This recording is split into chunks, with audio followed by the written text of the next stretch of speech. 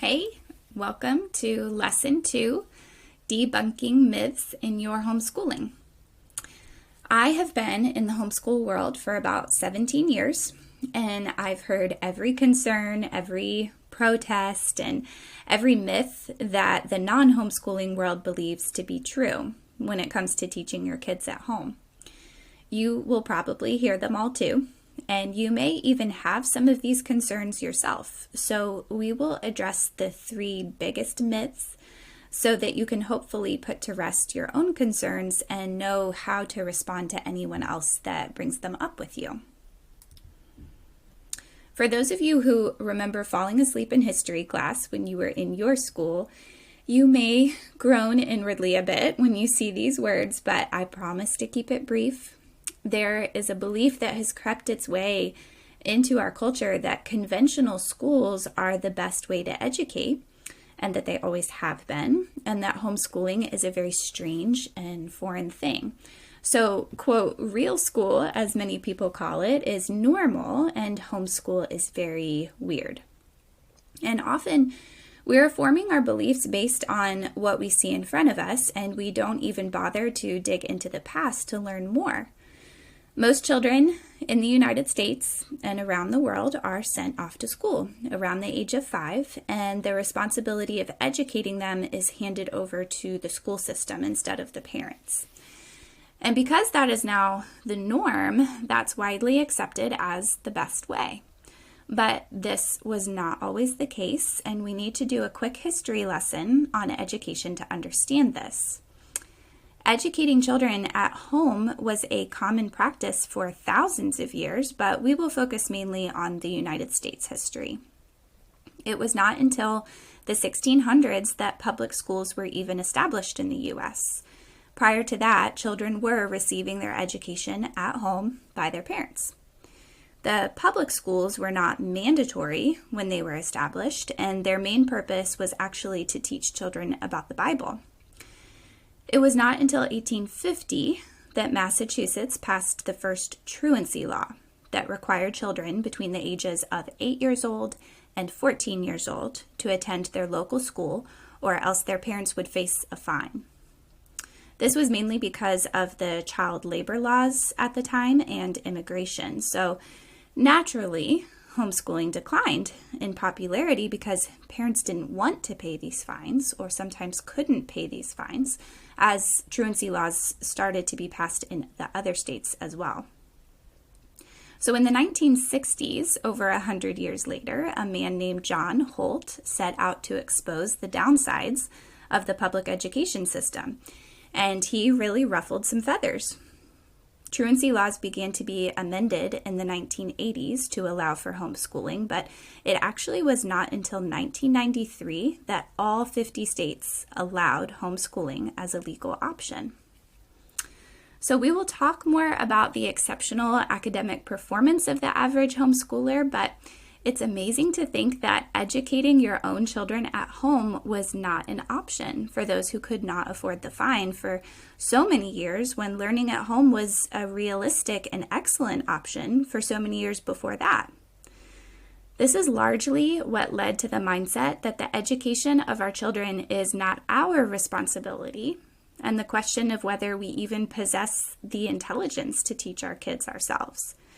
So it really breaks my heart to see how many parents truly believe that they do not have the skills to give their children a good education when they have been teaching them absolutely everything since birth.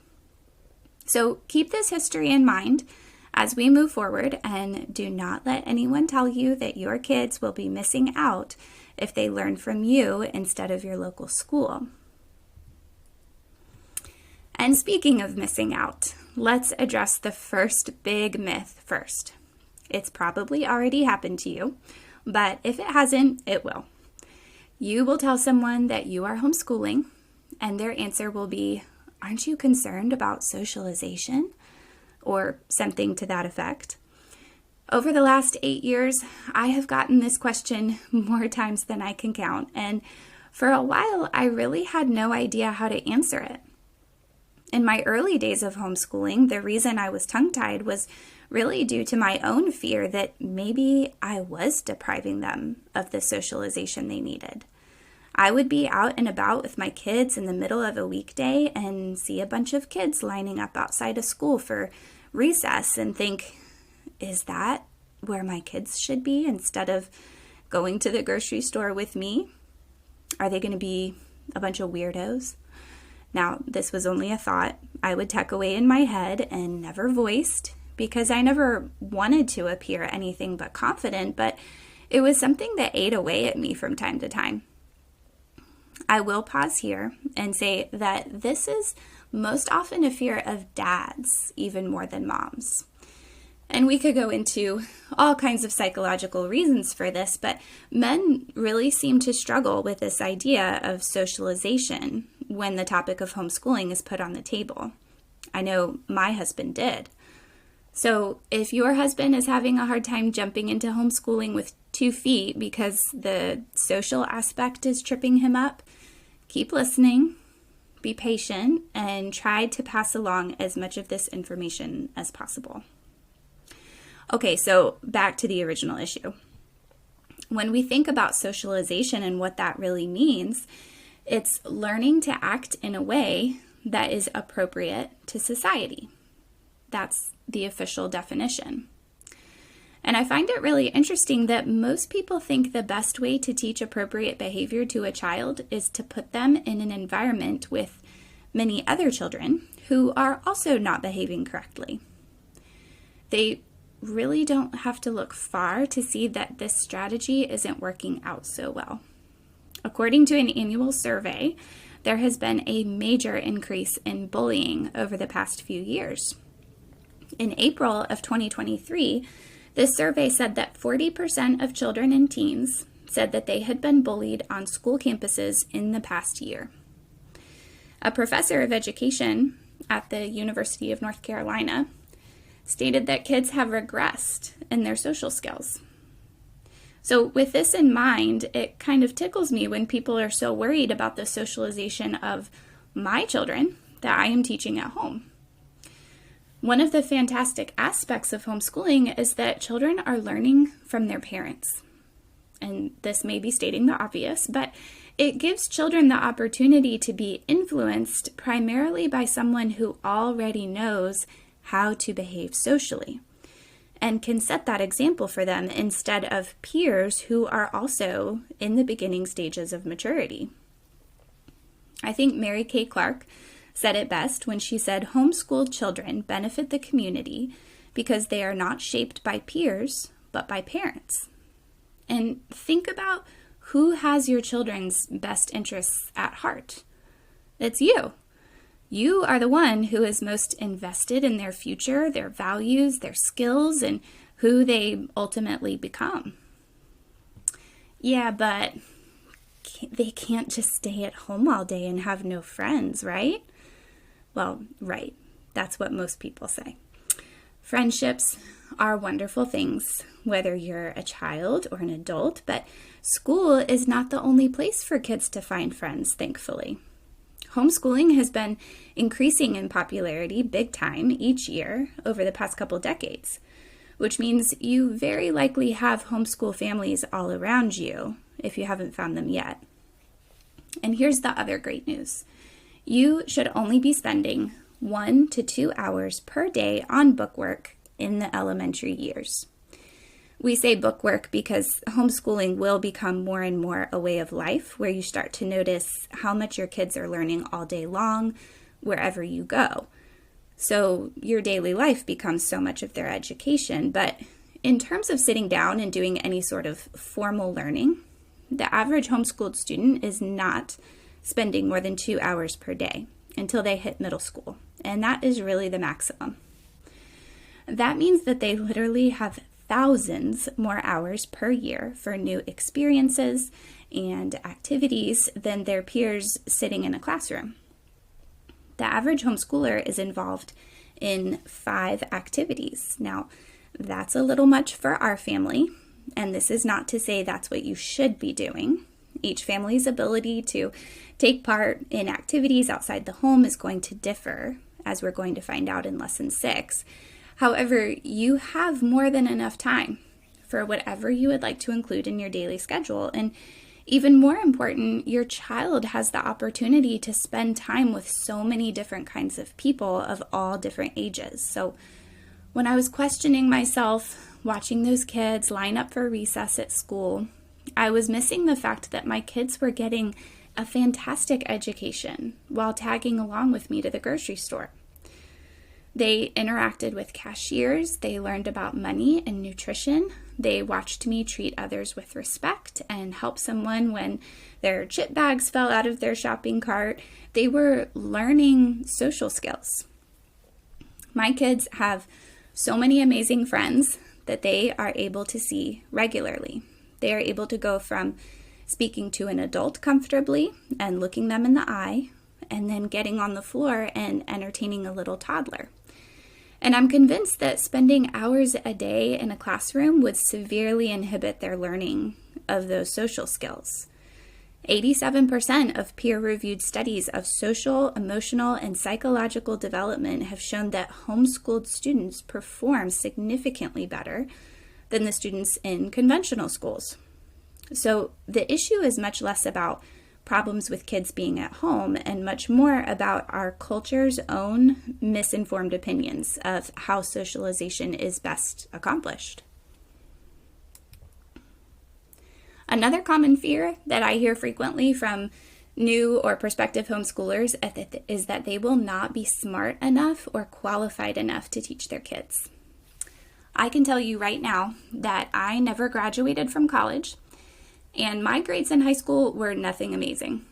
I was an average student, and I am a person of average intelligence, but my children are receiving an excellent education. And here are the main things that you need to be able to homeschool your child. In most states, you need to have a high school diploma or a GED. You need to have an unconditional love for your kids and a willingness to work hard and sacrifice for them in the same way that you have been since their birth. And that's really it. And I think after hearing that, you can hopefully say that you meet the criteria. The same resources that teachers use in conventional schools will be available to you as well. You have thousands of curriculum to walk you through teaching each subject so that you do not feel that you need to be an expert in botany in order to teach your kids how plants grow. You are choosing to homeschool in an age where you have so many amazing tools at your disposal that the only thing that can get between your kids and an amazing education is your lack of commitment. And please remember that each child's education will look differently based on their various challenges and personalities, and that's the way it should be. We should not have a cookie-cutter, one-size-fits-all approach to our kids' education. They are such complex people with so many different needs and strengths that the ability to cater and customize things to those unique needs is one of the things that sets homeschooled kids apart. If you are interested in statistics, in the ACTs and SATs, homeschooled students average between 15% and 30% more points than the students attending public school. And, listen to this next part, that is regardless of their parents' income and education level. Homeschool kids are not excelling in academics because their parents are geniuses, so put that thought out of your mind if it was ever there. You know how to tailor things to fit your child best because you know your child best. You get to focus solely on your children and not have to divide your attention between 20 kids sitting expectantly at desks in one classroom. So as you continue on in homeschooling, you will realize more and more that learning is a way of life. Most of it is not happening inside of workbooks sitting at desks in a silent room. It's happening throughout your day, as you ride in the car, cook dinner, take a walk, read a book before bed, curl up in a chair for a chat. And as this transformation happens, You will be amazed the things that your child has learned, and you'll realize that you were the one who taught them. This is another common concern I hear from people who are diving into homeschooling, is that they will lose out on their me time. Now, there is really no way around the math of this situation. You will be spending more time with your kids than you would if they were in school. And I think most people realize this when they choose homeschooling, but I want to make sure we're on the same page. They will be at home with you most of the time. So a bubble bath in the middle of the day is probably not happening. However, when you choose to homeschool, you are shedding the responsibilities of dropping your kids off at school in the morning or getting them ready for that early morning bus, picking them up in the afternoon if you need to, packing lunches, meetings with teachers, nightly homework, school drama, whether it's with other students or even problems with teachers or some sort of behavioral issue. So the flexibility and freedom in your days has been unlocked, and you've opened up this new world of not needing to abide by that school schedule that a lot of other parents tell me makes them feel like they're being held hostage in a way. So you can go where you want when you want. You can skip lessons in your curriculum if you feel the need. You can go back and repeat the things that your child needs more time to master. You have the ability to let your child set the pace based on their understanding. You have control over what you would like them to know and how you would like them to learn it. You can include practical skills and life skills in their daily life, and you can enjoy new experiences together. So all of this flexibility and freedom means that time to yourself can still be accomplished, and that's going to look differently in each household. In our house, we have a rest time every afternoon after lunch. My younger ones nap if they need it. My older ones finish any leftover schoolwork. Other kids are reading or coloring, and I'm able to have some time to get some work done, pay bills, read a book, and even close my eyes for a few minutes from time to time. If that's not realistic, then there are other ways to get creative and come up with a daily routine that will allow time for you to get a break. I know it's hard for those with babies and small children, and sometimes it means you put on a show for 30 minutes while you sit with a cup of coffee. Or sometimes you lay down while the baby naps and take a nap yourself. I mean, most people working a 9-to-5 job receive regular breaks, and you are pulling much longer hours than that. So I do encourage you to explain this to your kids, explain the reasons why everyone needs a little time to themselves once in a while, and do your best to prioritize that. It's also good for your kids to understand the importance of getting some time to themselves if they've outgrown naps. So this can be an important lesson for everyone. Okay, I'll leave you with one of my favorite homeschooling quotes and wrap up this lesson. Don't question your ability to teach your child. Question putting your child in a system that left you feeling incapable of teaching your child. I'll see you over in the next lesson.